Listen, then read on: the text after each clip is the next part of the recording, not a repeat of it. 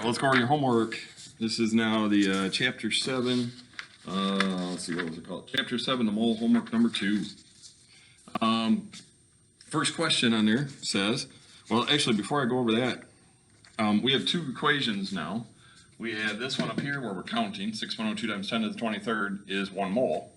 Then we now have the molar mass one, where we got to figure out that molar mass. We got to add up the masses for each of the pieces that are part of a compound. And on the other side, we can utilize the question. So now, how are you going to know which one you're supposed to use? Well, don't use the word mole, because notice the word mole is in both of them. So that's not going to help you. They're in both equations. So what you're looking for is in this one, if it says mass, or it gives you grams, or wants grams, then we're using this one. If it says we're counting them, how many atoms, how many molecules, how many formula units, then we're talking the top one, because that's for counting, like the idea of counting how many donuts there are in a dozen, right? So that's how you're going to tell which one of these you're using. So first question says, how many, oh, there it is, how many, so that means we're using that black one at the top. How many moles is 4.37 times 10 to the 23rd molecules of NO2? So we're going to use that top equation, 6.02 times 10 to the 23rd, and we are looking at molecules of NO2 per 1 mole of NO2.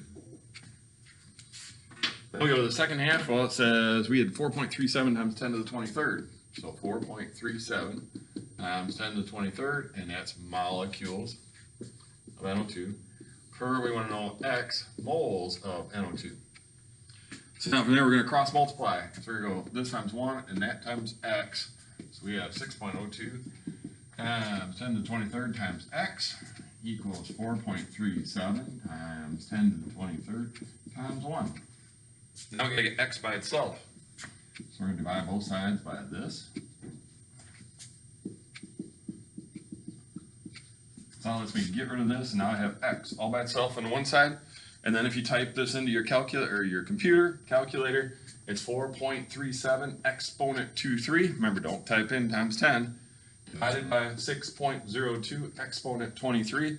And then if you press enter, you'll get 0.726 moles of NO2 as your answer. So that means you don't even have a dozen. You don't even have a whole mole. You have 0.7 of a mole. Okay? Which if you look at, the full one is 6, and we're only talking 4 times 10 to the 23rd. So it isn't a full mole. All right, well, that was the first question. Well, let's go on to the second one. We'll erase all this. We've got to find out what equation we're going to use. So we read the next question. It says, how many? Oh, there's that thing again. How many? It's not mass. It's counting. So it's this one up here. How many atoms are there in 3.78 moles of mercury? So we are talking, oops, stay with my colors here. 6.02 times 10 to the 23rd. We're talking atoms of mercury per 1 mole of mercury equals. Then I go to the other side, and it said we want to find out X atoms if we have 3.78 moles of mercury. So from there, we got to cross multiply and solve. So we got X times 1 equals 6.02 times 10 to the 23rd times 3.78. So you type this into your calculator, 6.02 exponent 23 times 3.78, hit enter, and your answer is going to be X equals 2.28 times 10 to the 24th, and we were trying to find out atoms of mercury is the answer. Right, so that was the second question.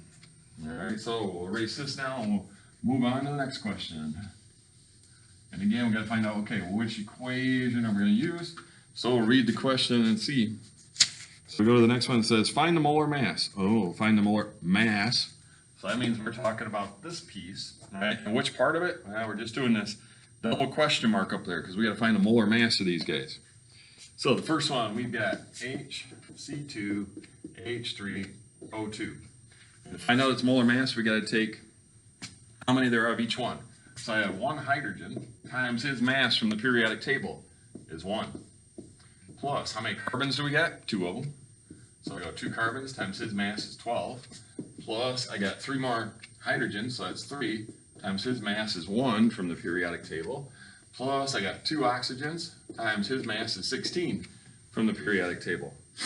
So I add all these guys up, so I got 1 plus 24 plus 3 plus 32.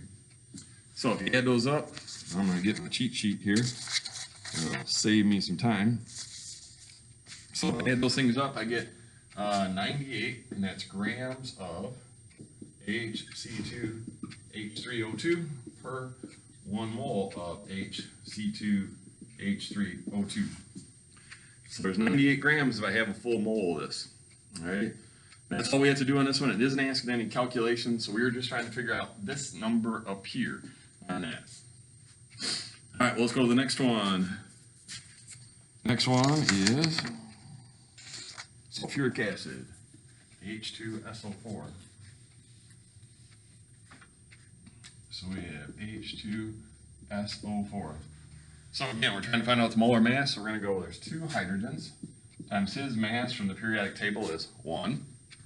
Plus, there's how many sulfurs?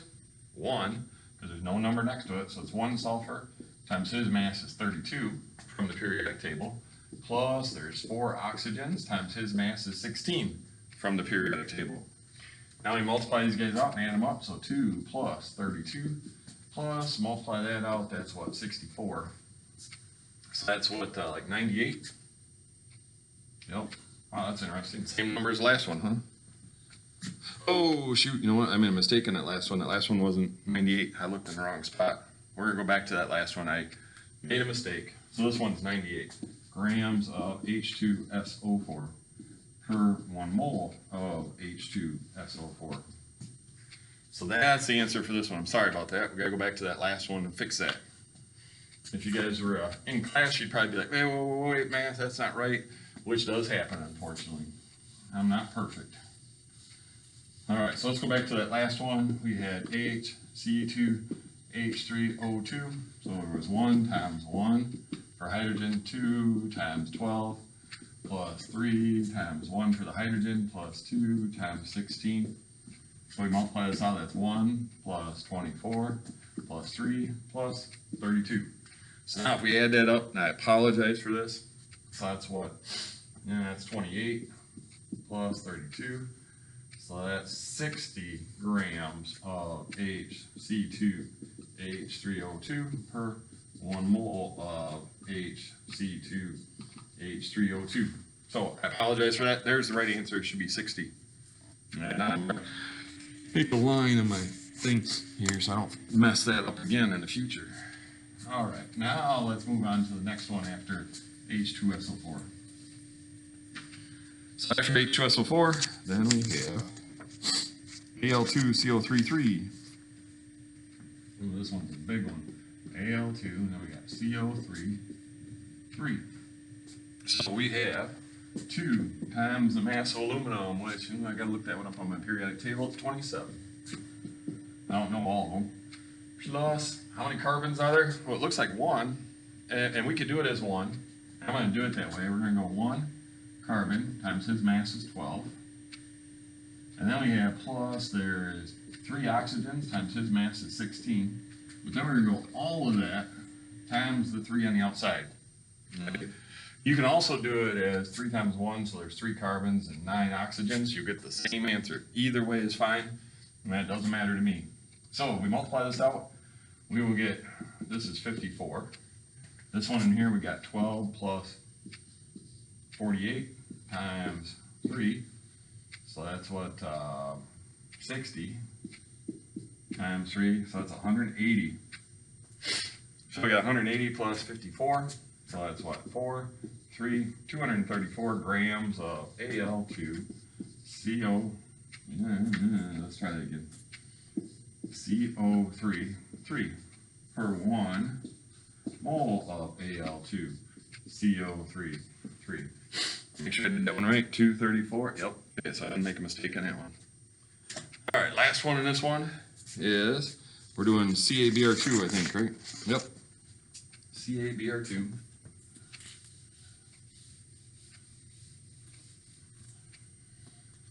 So we got calcium bromide, CaBr2. So how many CAs are there? 1 times his mass is, I believe it's 40.